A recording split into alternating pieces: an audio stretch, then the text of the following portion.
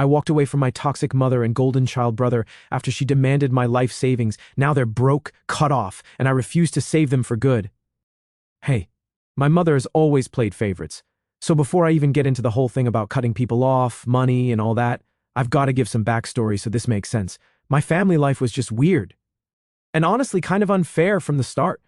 But these people aren't done yet. I'm 22, male now.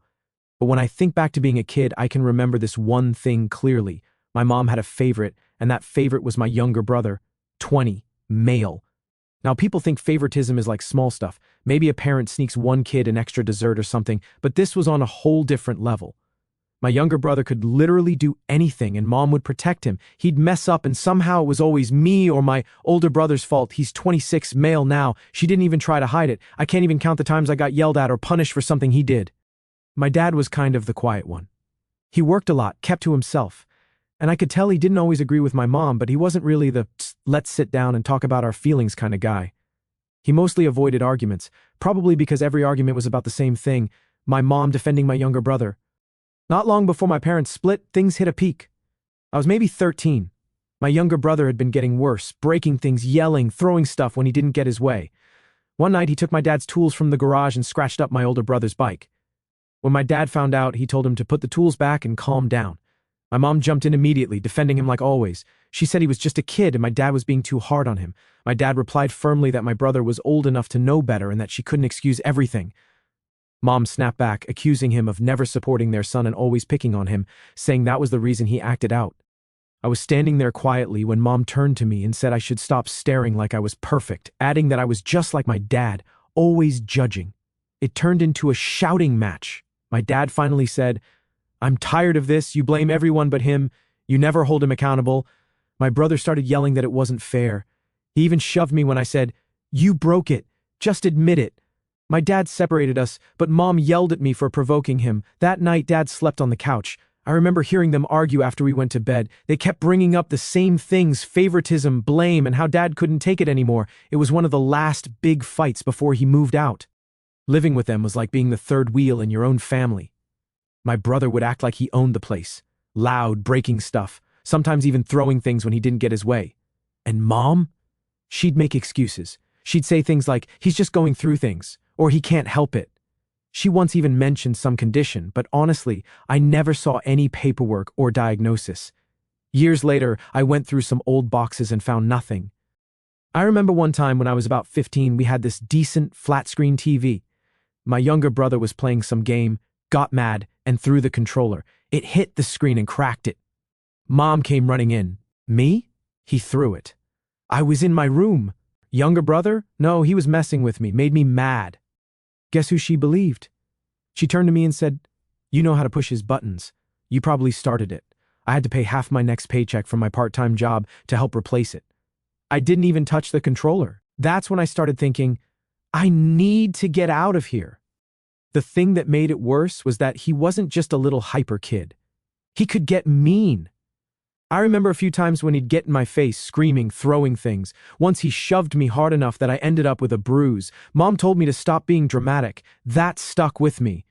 When Dad left, I guess I thought things would calm down, but nope, they got worse. Without my dad there, Mom doubled down on protecting her baby. Everything revolved around him. I tried to just keep my head down, finish school, and get out. That was my whole mindset as a teenager. Survive until I can leave. I didn't go to parties. I didn't have much of a social life because I didn't want to give anyone another reason to point at me and say I messed up. I worked a part-time job, saved every bit I could, and planned my exit. And to be honest, that was the only thing that kept me going. Every time my mom yelled at me for something stupid, or my brother made a mess and blamed me, I'd tell myself, one day I'll be out of here. One day they won't have control over me. When I graduated high school, I didn't waste time. I applied to colleges out of state, got in, packed my stuff, and left. I stayed in that college city after graduation instead of moving back home. I remember my mom trying to guilt me. She said things like, "Family sticks together," or "Who's going to help your brother?" I just ignored it. When I left, it was like I could finally breathe. College was tough, but it was freedom. I could make my own choices. I wasn't walking on eggshells all the time. I even met my fiancée there, 23, female now. We clicked fast because she was the complete opposite of what I grew up with. Kind, supportive, no games. We built a life together, got our own place. First kid when I was 20, second when I was 21. We got engaged last spring. I kept in touch with my dad and older brother. They knew some of what I went through, but I never really told them everything because I didn't want to drag it all up. As for my mom and younger brother, contact was minimal. Maybe a holiday text or call, nothing major. Every time we did talk, it was always the same vibe. Mom praising him, acting like he was doing amazing, and then asking me why I don't come around more. The first holiday after I moved out, I came home for Thanksgiving. I figured maybe things would be better since I wasn't living there. Nope. My brother sat at the table bragging about some temp job he quit after a week. Mom kept saying how proud she was. I mentioned I'd been working 2 jobs and getting promoted at the diner. Mom's response? Well, don't forget your brother's been through more. He'll find his way. Later that night, he picked a fight over nothing, said I was acting like I was better. I left early, didn't even stay the night. That was the last holiday I spent there by choice. I didn't cut them off completely because a part of me still thought they're family. But I knew where my priorities were. My fiancé, my kids, my job, they came first. I worked my way up at a restaurant and became a manager. We weren't rich, but we were stable. And after how I grew up, that stability meant everything to me. Still, even with the distance, I could tell my mom hadn't changed. Calls were short, and she'd sometimes bring up money or guilt trips. My younger brother, whenever I saw him on social media, was still the same, loud, entitled, spending money on nonsense. I stayed away because I didn't want any of that touching my new life. I thought I had left all that behind. Turns out I was wrong. Things really started heating up when my dad got sick. That's when everything came back, and this time it was worse. Then my dad got sick. Nothing minor. He needed rides to appointments, someone to keep an eye on things. My older brother had a long work trip, so he called me, "Can you cover for a few weeks?" I didn't hesitate. Dad had been quiet but steady in my life. I wanted to step up for him. I arranged paid leave, packed a bag, kissed my fiancé and kids, and went back home. I told myself it was temporary, help Dad stay low, avoid the old drama, and get back as soon as possible. Then my younger brother showed up. Going back to my hometown was strange. I hadn't lived there for years. Streets looked smaller, everything felt a little outdated, but I kept my mind on why I was there, take care of my dad, stay focused, avoid drama. Dad was glad to see me. He didn't say much, but you could tell he appreciated the help. He was thinner and slower, but still sharp. I set up a routine right away, meds in a pill box, meals planned, appointment dates on the fridge. I cleaned the place, stocked some groceries, kept things simple. For the first few days, it was fine, peaceful even. I'd wake up, cook breakfast, check on Dad, drive him to appointments, run small errands. At night, I'd call my fiancé and kids, make sure everything was good back home. Then my younger brother found out I was back. He called first, acting like he cared about Dad, but I knew that tone. He asked when he could come by. I said fine, but laid out rules. Keep it quiet, Dad needs rest, clean up after yourself, bring your own money if you want food, because I hadn't shopped much yet. He said, yeah, no problem. He showed up the next day and didn't follow a single rule, loud from the moment he walked in, dropping stuff on the floor, leaving trash on the table. Dad was tired, and I kept reminding him to lower his voice. He ignored me. Later that afternoon, Dad had an appointment. We decided to grab lunch afterward. I told my brother we were heading out, and if he wanted food, he should come with us and bring some cash. He stayed behind. Halfway through the appointment, I get a text, "Bring me food, no question, just a demand." I told him we'd already ordered, and I didn't have extra money. He got angry and started sending more texts. When we got home, he was gone. Not long after, my mom called. Right away, she started accusing me of being selfish, saying I refused to feed her baby. She even said I stole his money. I kept it calm and told her the truth. I sent her screenshots showing everything, him agreeing to bring money, him wasting it on gaming, him demanding food, me saying no. She didn't care. She called me heartless. I stopped arguing. Dad backed me up, told her to drop it. She went quiet after that. That night, I sat in Dad's living room and realized nothing had changed. Mom and my younger brother were still the same, and being near them was draining. I wasn't going to let them pull me back into old habits. I stayed focused on Dad. One day, I took him to another appointment. My brother showed up halfway through, walked in late, loud, phone in hand, not caring who heard him. The nurse asked him to quiet down. He rolled his eyes and kept talking. After the appointment, he said, "Why didn't you bring me food?" I told him, "Because you didn't ask, and I'm here for Dad, not you." He started getting mouthy in the parking lot, raising his voice like he wanted a scene. I told him right there, "You keep this up, you won't be welcome at these appointments." He laughed and said, "You think you run things now?" I just ignored him and helped Dad into the car. Dad didn't say much, but I could tell he wasn't happy either. Christmas that year made things clear for me. Dad didn't want a big event, but I thought he deserved something. He was sick, it was cold outside, and I wanted him to feel like it was still a holiday.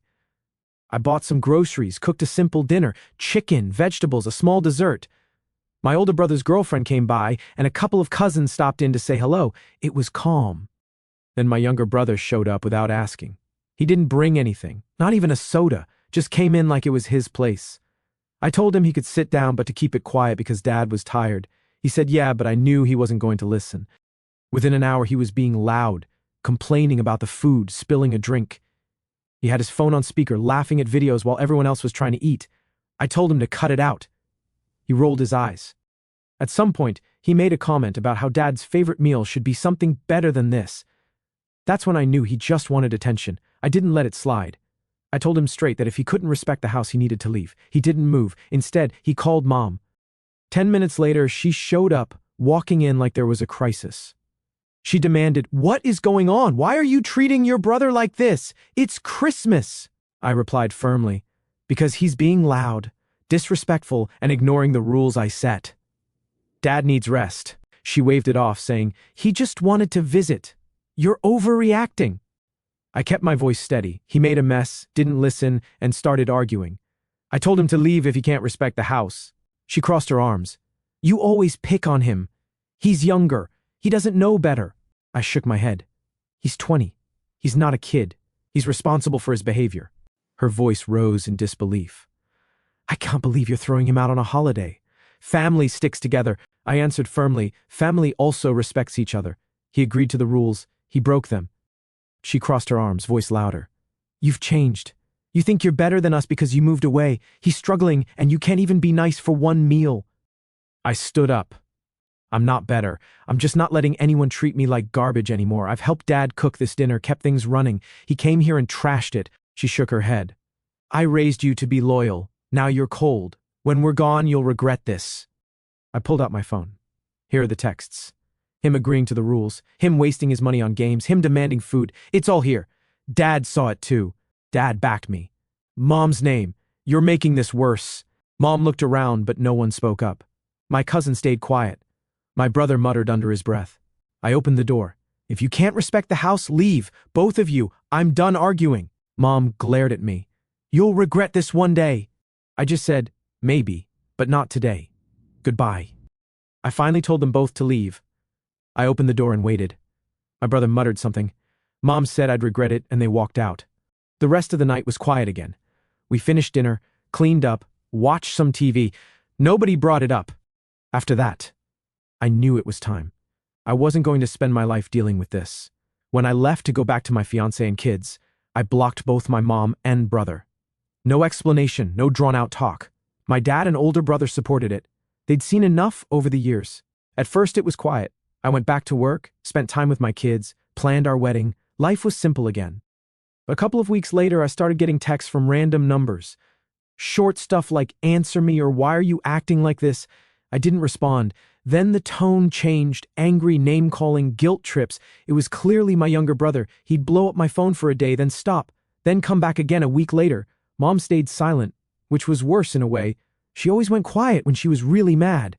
I figured she'd try something eventually. Then one afternoon, my phone started buzzing nonstop. Family members I barely talked to were calling, a cousin, an aunt, even an old neighbor. Every message was the same. "Call your mom. Something happened." I thought maybe something was wrong with Dad. I finally answered my aunt, and she said, "Your grandfather passed away. Your mom's a wreck." I was shocked for about 2 seconds, then checked my phone. I had a text from my grandfather that morning, so I called him. He picked up on the second ring. "Hey," he said, calm as ever. I told him what Mom was saying. He went silent for a moment and then said, "I'll handle this."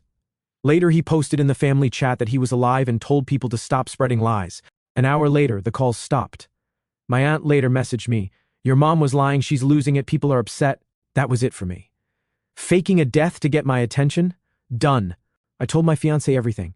She said exactly what I was already thinking. "Keep the block on. No contact. Protect the kids." My older brother called and said he blocked her too. Even my dad stopped answering her messages. Weeks went by. My life stayed steady. Work, family, wedding plans. I ignored every unknown number. Sometimes I'd get voicemails, my brother calling me selfish, saying I ruined the family, even saying I owe them for helping me as a kid. It was laughable. Then relatives started hinting that things were bad on their side. Mom was struggling with bills. My younger brother couldn't hold a job. They were short on money, arguing with people, and apparently blaming me for not stepping in. A week later, my phone buzzed. It was a new number, but I recognized the writing. "We need help. Can you send some money?" I didn't respond.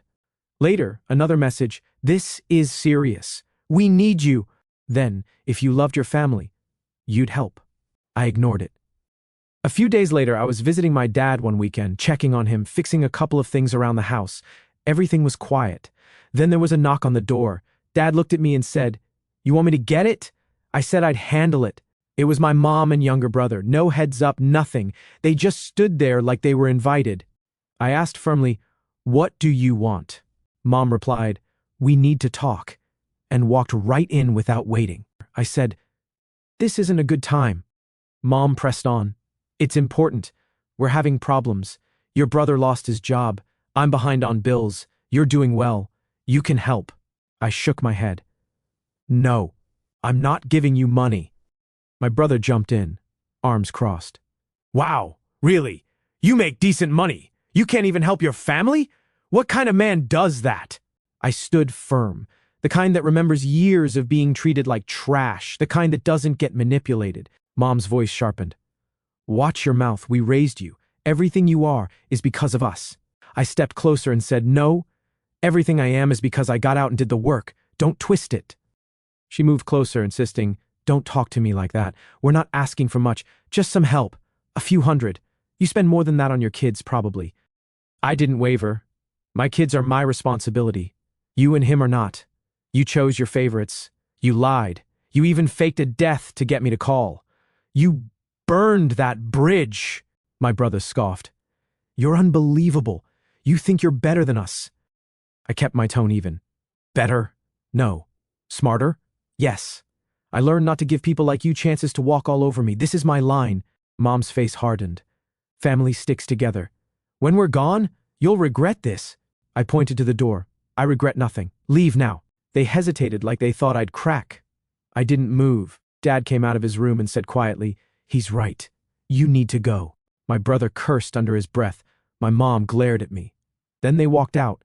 After that day at my dad's, I knew staying no contact was the right call. Things were quiet for a few weeks, but then more random numbers started texting. Always the same short, pushy messages. "We need to talk. You're hurting your family. Stop acting like a stranger." I ignored everyone. A couple of weeks after that last blow-up, things seemed quiet. I was back to work, spending time with my kids, planning the wedding, and keeping my phone blocked to unknown numbers. My dad was doing better. My older brother was back from his work trip, and life felt steady. Then one Saturday, while I was home with my fiancé and the kids, my phone lit up with messages from family, cousins, an aunt, even an old friend. "Your mom and brother are asking around about your address." Someone sent me a screenshot from social media where my brother posted something like, "Some people forget where they came from. They'll see." I didn't respond, but it bothered me. We'd made it clear, leave us alone. The next day, while I was running errands, I got a call from my dad. He said they showed up at his place again, but this time they brought some of my brother's friends with them. They were loud, saying they wanted to talk to me. Dad told them to leave. They refused for a while until he threatened to call the police. Later that evening, they tried calling me through different numbers. Finally, one call came through from a cousin's phone, and I answered. Mom's voice was sharp. "We need to settle this. You can't just ignore us." I replied, "There's nothing to settle. I told you before, I'm done. Leave me and my family alone." Mom pushed back. "Your brother needs money. He can't find work. I'm falling behind on bills. We're your blood. You can help." I stayed calm. "No, I'm not a bank. I have my own family." Mom's tone turned accusatory. "You're selfish. We raised you. You wouldn't even have that life if it wasn't for me." I shot back. "That's funny. I built this life by getting away from you. You treated me like nothing for years." From the background, my younger brother yelled, "Stop acting like you're better. You owe us." I ended it. "I owe you nothing. This conversation is over." Then I hung up. A couple of days later, they came to my dad's place again, when they knew I might be there. This time, it turned into a full confrontation. Mom stood firm, saying, We're not leaving until you help us. We're desperate. This isn't a game. I didn't back down. You're making it one. I told you no. You didn't listen. Mom glared at me. We're family. You think your kids will respect a man who turns his back on his mother? I met her stare. They'll respect a man who protects them from toxic people. My younger brother stepped forward, voice full of attitude. Keep running your mouth. You're soft. You think you're tough because you have a job and a family. You wouldn't last a week in my shoes. I stayed calm. Your shoes? You were handed everything. You wasted it. That's on you. They kept going. Mom said I was cold, ungrateful, even cruel. My brother started pacing like he wanted to start something. My dad stepped in and said, "Enough. You both leave now." Mom glared at me. "When we lose everything, you'll be sorry." I stayed calm. "You lost me a long time ago." They left angry. I didn't call or text. I blocked any new numbers I didn't recognize. After that, I changed my approach. I made sure my credit was locked, my address was private, and my fiancé knew never to answer unknown numbers. My older brother did the same. From that point on. I wasn't just ignoring them, I was protecting my space. They had crossed a line, showing up with other people, trying to pressure me. That told me everything I needed to know. A couple of months after blocking them, I was at the store with my oldest child. I was pushing the cart while my kid picked out cereal when I suddenly heard my mom's voice behind me. She called out loudly, "Oh, look, he's too good to call his own family." I turned around and saw them walking toward me. "Leave me alone. I told you this before," I said firmly. My younger brother sneered. "What? You can't even talk? You've got money now, but can't help your family." I stood my ground. "Not my problem. Stay back." Mom's voice grew louder as she closed the distance. "This is who you are now, acting like a stranger to your own mother. You'll regret this." I kept calm. "My kids and partner are my family. That's it. You two are not welcome in my life." My brother threw his hands up, mocking. "You think you're better than us? You wouldn't have anything if it wasn't for Mom." I didn't flinch. "All I have is because I got away from you. Back off." A few shoppers started to look. My son moved closer to me. Mom snapped, "Your kids will see what kind of man you are." "A selfish one," I answered evenly. "They'll see a father who sets boundaries. Now walk away." My brother stepped forward like he wanted to start something. I moved in front of my child. "You want to go? Do it somewhere else. You won't intimidate me." He smirked. "Oh, tough guy now, in front of your kid." I kept my tone cold. "Say one more thing and I'm calling security." Mom scoffed but kept yelling, "Everyone, look at this man abandoning his family." At that point, an employee came over and asked, "Sir, is there a problem?" I nodded. "Yeah, they're harassing me. I asked them to leave us alone." The employee stepped between us. "Ma'am, sir, you need to leave the customer alone or I'll call security." Mom threw her hands up in protest. "We're family!" I said firmly, "No, you're strangers to me now. Stay away." Another employee came over. My brother muttered something under his breath but started walking off with my mom. They were still talking loud, but they left the aisle. I paid for my groceries and got my son out. Then came the messages again. First polite, "We need some help, just a little." Then pushy, "You have a good job, you can spare it." I didn't reply. More came, "If you cared about your family, you'd step in." I ignored those too. One weekend I was visiting my dad with my kids. They showed up, walked right in like nothing happened. Mom started saying they were in a tough spot, needed a loan. My younger brother stayed quiet at first, then started talking about how I owe them because family helps family. I kept it simple, no. They kept pushing. Mom said I was heartless. Brother said I forgot where I came from. I reminded them of everything. Years of favoritism, blaming me for things I didn't do, disrespect, lies, even faking a death. I told them I didn't owe them anything. They didn't like that. Mom raised her voice saying, "You'll regret this when we're gone." My brother said, "You think you're better than us?" I stood up, told them, "I have a family to protect. I won't give you a cent. You made your choices. Leave." They tried one more guilt trip. "We're your blood." I said, "My kids are my blood too. They come first." I walked them to the door. They left angry, but I didn't feel anything. In the end, Mom and my younger brother kept struggling. They went through jobs quickly, bills piled up, and relatives eventually stopped helping. Word reached me that they were still blaming everyone else for their problems, but by then they were just voices from the past. I focused on my own family, and that's where my story stayed. Since then, it's been quiet.